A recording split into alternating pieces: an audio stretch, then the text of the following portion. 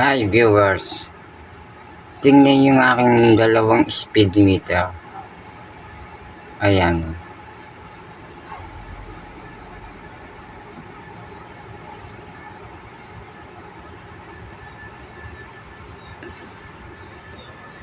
Ayan ang supply niyan ng isa.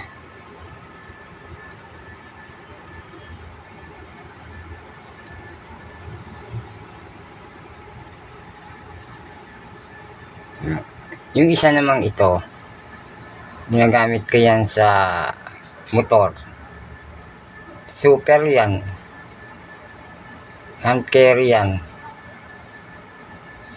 Balang araw magmamahal yan. Yan ang speed meter na mahusay din. Kasi itong motopos, nasira yung kanyang speedometer. Kable yung speedometer niya.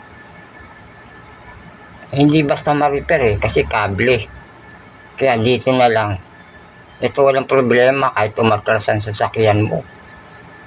Hindi magkakaproblema to. Yung mga di kable pag umatras, sisira yung speedometer talaga. Yung kable ang nasisira. So, maganda to talaga sa akin maganda talaga mga speedometer na to Unang-una, malalaki ang letra. Tapos, hindi pa mahirap gamitin. Pwede mong tanggalin, pwede mong ibalik. Napakadali lang. Napaka-easy lang itong mga speedometer na to. Yan.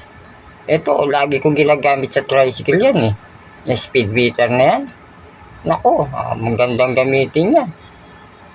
Biro mo, mura lang yan. Di pa na maabot na 1,000 ang presyo niyan. Ilang panahon na lang, mamahal na yan. Mga viewers, kala nila kung ganyan lang speedometer na yan walang kakwenta-kwenta. Pero maganda yan. Sa akin maganda to speedometer na to. Hindi ako binibigyan ito ng problema. Kargahan mo lang yung ano niyan power bank niya. Ayan nakakargahan yan. Nako, napaka-easy yan mga viewers. Lalo na itong isang to. Ito ano to smart speedometer to Yan, yung isang yan. Husay yan. Puro mahuhusay yan. Hindi yan sirain. Yan po masasabi ko sa inyo. Napakahusay niyang mga ganyan speedometer kaysa din sa mga dikable. Yung mga dikable, pag umaatras yun, nasisira Samantalang ito, mumabantit umatras, hindi masisira. Ganyan pa rin sila. Alaga lang po talaga yan. Wag nagbabasain. Pang loob lang talaga siya. Hindi siya pwede panlabas. So mga ka-viewers, yan po yung kakayanan ng speedometer na to. Sana po maintindihan nyo yung tinuturo ko. So, ganun lang po. Ganito na lang po tayo. Maraming salamat sa panonood ninyo.